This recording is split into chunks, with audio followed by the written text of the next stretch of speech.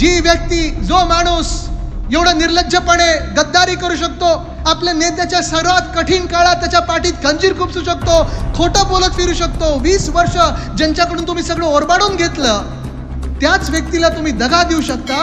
अशा व्यक्तीवर ह्या महिलांचा, ह्या महाराष्ट्राचा विश्वास बसू शकेल काय? पण एक सीएम आणि 2 DCM मधला खरा जनरल डायर कोण हे अजून महाराष्ट्राला कळलेलं नाहीये. ते कळणं गरजेचं आहे. फडणवीस साहेब जे गृहमंत्री आहेत राज्याचे, काल बदलापूरमध्ये जेव्हा आंदोलन चाललं होतं, बसले होते दिल्लीमध्ये. तिथे ते एक स्थानिक त्यांचे मिंदे गटातले नेते आहेत वामन म्हात्रे. एका पत्रकार महिलेला त्यांनी विचारलं, तू असा प्रश्न का विचारतेस, तू एवढं रिपोर्टिंग का करते, तुझा काय रेप झालाय का? हे मिंदे सरकारवाले आपले कधी भाऊ होऊ शकत? आज घटना बाह्य मुख्यमंत्री असे बोलले आहेत, दाढी खाजवत बोललेले आहेत की हे सगळं पॉलिटिकल आहे. तिथे मोजा कोण कुठे होतं, काय होतं, मोजानं कोण काय होतं. पण मोजण्याच्या आधी पहिलं त्या महिलेला FIR दाखल करण्यामध्ये किती तास गेले आणि का गेले ते पहिलं मोजून दाखवा. ज्या महिलेला स्वतःच्या मुलीसाठी FIR टाकायची होती, तिला 10 तास बसवलं 4 दिवसानंतर. पण काल ज्यांनी आंदोलन केलं त्या महिलेसाठी, त्या 3 वर्षाच्या मुलीसाठी, 4 वर्षाच्या मुलीसाठी, त्यांच्यावर लगेच FIR टाकले. पण आज त्यांना सांगतायत, आता जाहीर केलं 1,500 रुपये आम्ही देऊ, नंतर सांगतात परत जर आम्ही निवडून आलो तर जास्ती देऊ. घटना बाह्य मुख्यमंत्री महोदय, मी तुम्हाला सांगत आहे, हिम्मत असेल तर वाढीव आत्ताच द्या, खोटं बोलू नका. तुमच्यावर विश्वास या महाराष्ट्राचा नाही आहे. जी व्यक्ती, जो माणूस एवढा निर्लज्जपणे गद्दारी करू शकतो, आपल्या नेत्याच्या सर्वात कठीण काळात त्याच्या पाठीत खंजीर खुपसू शकतो, खोटं बोलत फिरू शकतो, 20 वर्ष ज्यांच्याकडून तुम्ही सगळं ओरबाडून घेतलं, त्याच व्यक्तीला तुम्ही दगा देऊ शकता. अशा व्यक्तीवर ह्या महिलांचा, ह्या महाराष्ट्राचा विश्वास बसू शकेल काय? आज तुम्ही जरा आरशात बघून जरा हा स्वतःला प्रश्न विचारा. घटना बाह्य मुख्यमंत्र्यांना मी आज देखील सांगत आहे की येणारं सरकार आमचं आहे आणि आमच्या बहिणीला आम्ही वाढीव लाडली बहिणातून देऊच, पण सुरक्षा देखील देऊ. आणि जो कोणी बलात्कार करतो, खरं तर माझ्या मनात न्याय म्हणजे हाच आहे की त्या बलात्काराला 2 मिनिटं या महिलांमध्ये सोडून द्या.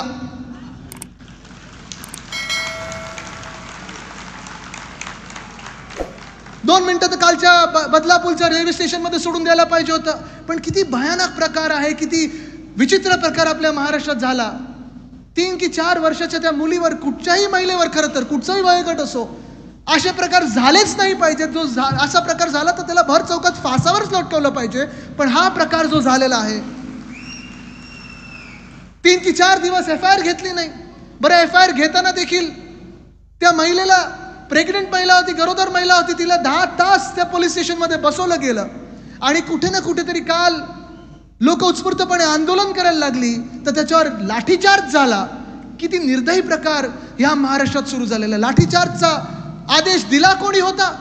लाठीचार्जचा आदेश दिला कोणी होता? कारण पोलीस यंत्रणा जोपर्यंत तुम्ही आदेश देत नाही तोपर्यंत अशा मॉबवर कधी लाठीचार्ज करू शकत नाही. आणि हाच प्रश्न मी जेव्हा जरांगे साहेबांवर लाठीचार्ज झाला होता तेव्हा पण विचारलं होतं की तुम्ही SPंची बदली केली असेल, तडकाफडकी अधिकाऱ्यांना बदललं असेल, पण एक CM आणि 2 DCM मधला खरा जनरल डायर कोण हे अजून महाराष्ट्राला कळलेलं नाहीये. ते कळणं गरजेचं आहे. कळणं गरजेचं आहे. आमचं सरकार सांगेल कोणी हा आदेश दिला होता. कुठे होते काल? फडणवीस साहेब जे गृहमंत्री आहेत राज्याचे, काल बदलापूरमध्ये जेव्हा आंदोलन चाललं होतं, बसले होते दिल्लीमध्ये. दिल्लीमध्ये बसले होते, राजकारणासाठी बसले होते, स्वतःसाठी काहीतरी मागायला गेले होते. काल बदलापूरमध्ये जाण्याची हिंमत होती का? काल घटना बाह्य मुख्यमंत्री कुठे होते? परवाकडे पौर्णिमा होती, शेतावर होते. बघा, माहिती काढा. त्यांची शेत तर जबरदस्त काहीतरी सुपर शेतकरी होती. आता येताना मी इथे सह्याद्री ॲग्रोला जाऊन आलो. त्यांचं काम जे आहे ते तुफान आहे, अफाट काम केलेलं आहे, खूप शेतकऱ्यांनी त्यांनी मदत केलेली आहे. पण माझा एक प्रश्न त्यांना विचारायचा राहिला की असं काय आहे रसायन जे आपले मुख्यमंत्री महोदयांच्या शेतात आहे की फक्त पौर्णिमेला आणि अमावस्येला शेतात जायला लागतं, बाकी कधी जाऊन चालत नाही.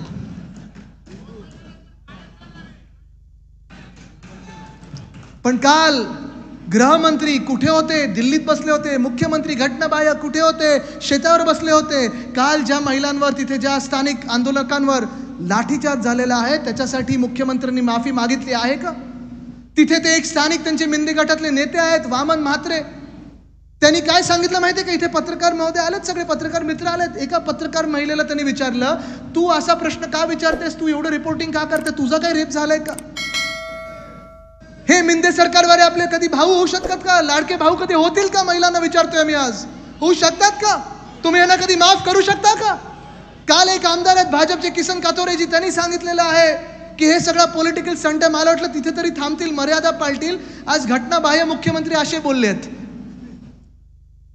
दाढी खाजवत बोललेले आहेत की हे सगळं पॉलिटिकल आहे. तिथे मोजा की कोण कुठे होतं, काय होतं, मोजा ना कोण काय होतं. पण मोजण्याच्या आधी पहिलं त्या महिलेला FIR दाखल करण्यामध्ये किती तास गेले आणि का गेले ते पहिलं मोजून दाखवा.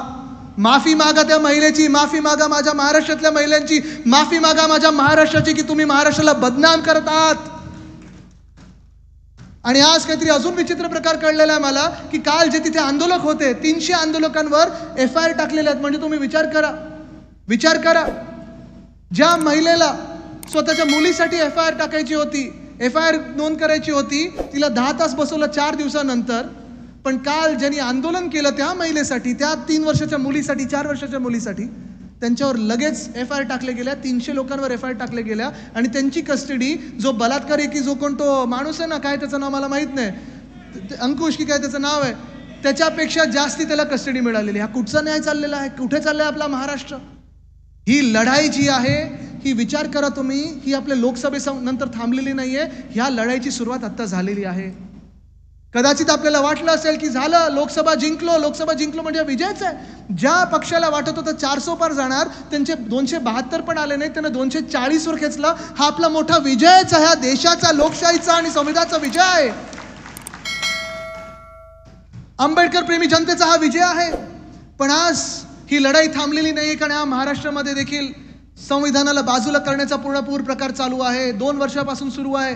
ज्या मिनिटाला एक अवकाळी सरकार आपल्या डोक्यावर बसवलं गेलं, एक घटनाबाह्य सरकार, एक महाराष्ट्र द्वेष्टे सरकार आपल्या डोक्यावर बसवलं गेलं, त्या मिनिटापासून संविधानाची लढाई आपली सुरू आहे.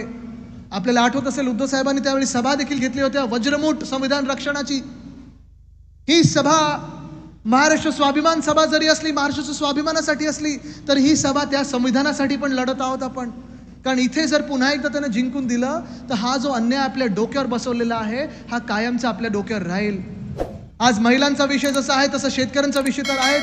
याच नाशिकमध्ये आंदोलन झालं होतं की कांद्याची निर्यात बंदी गुजरातमध्ये पहिली हटवली, मग महाराष्ट्रात हटवली.